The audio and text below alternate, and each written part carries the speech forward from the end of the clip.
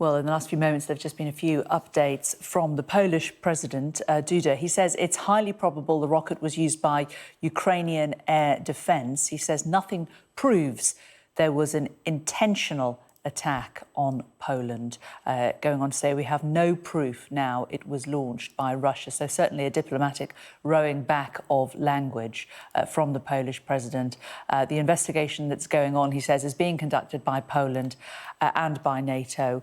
It was probably, in his words, an unfortunate incident. Well, earlier, the US President Joe Biden said he thought it was unlikely the missile was fired by Russia. It's unlikely in the minds of the trajectory that it was fired from Russia, but we'll see.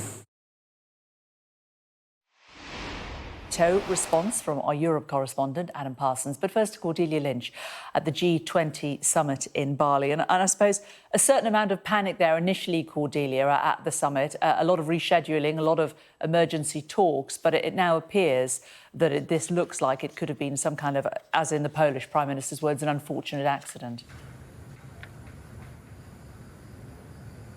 Yeah, it certainly does, Jane. I think what's been interesting in watching events unfold and the responses here in Bali is that there is quite a difference between the reaction from Joe Biden, who very soon after the news started coming out, was suggesting, pouring some doubt on the notion that this could have been a Russian attack. We later heard sourcing from various US officials that they believed this came from Ukraine. Rishi Sunak, though, taking a different position.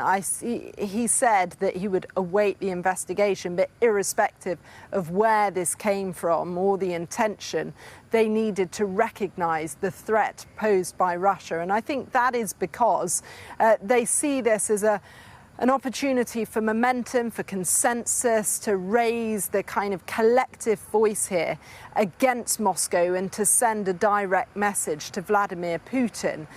This is a complicated, nuanced thing, though, and we have heard from Dmitry Peskov, the Kremlin spokesperson, who's actually praised Joe Biden's response, saying it was restrained and professional. By contrast, he's referred to the Polish response and that of other countries as hysterical. But look, Rishi Sunak taking this opportunity, his first big moment, big test on the world stage, to make clear exactly where he stands on the Russian invasion of Ukraine, something he has consistently over the past 2 days referred to as a barbaric war. Cordelia, thanks very much. Well, let's talk now to our Europe correspondent, Adam Parsons. And Adam, we've just heard from the Polish president that it may not now be necessary, in his words, to get NATO to implement Article 4 procedure. But we are going to hear from the NATO Secretary-General in a short while, aren't we?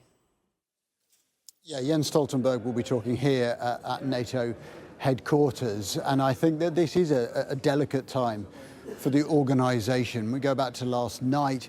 And there was, of course, this immediate heat around the suggestion that Russian missiles had landed on Polish territory. Important to remember, Poland is a member of NATO, and the treaties of NATO say that an attack on one member is an attack on them all. So anything that looks like a potential act of aggression against a NATO member sets all sorts of alarm bells ringing. There were, at that time, a lot of people who were saying to me, we have to wait for this investigation. I think there were a few moving parts. Number one was that Poland in recent time has been taking an extremely aggressive stance in calling for more action to stop Russia.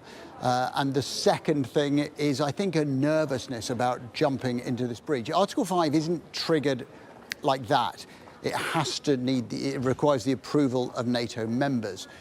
To put it into action. Same with Article 4. Now, Article 4 is a mechanism that a state can bring into play and say, right, we need to have an emergency meeting. Well, by coincidence, ambassadors were meeting here anyway. They clearly today, this morning, have been discussing what happened in Poland, the latest information they had. I think bearing in mind that it's now apparent, or seems apparent, that this missile was fired by Ukrainian air defence, the idea of invoking Article 4 now seems pointless. And as you said, Polish President Andrzej Duda has now said that they have no evidence that this missile came from Russia. It would appear to have been a Ukrainian air defence missile that was fired at one of the Russian missiles and somehow ended up landing in Poland. Russia's saying that none of its missiles were within 35 kilometers of the Ukrainian border. Well, I'm no expert on missiles, but presumably an air defense missile that misses that Russian projectile could have landed just over the Ukrainian-Polish border. That is what they will be investigating. So I think NATO and other nations have now pivoted away from this act and saying, well, this is in a sense emblematic of the fact that if Russia keeps maintaining this level of aggression, firing somewhere between 80 and 100 missiles into Ukraine, that not only is that devastating for Ukraine, but that it invites this sort of error, this sort of unwitting escalation, and that is another reason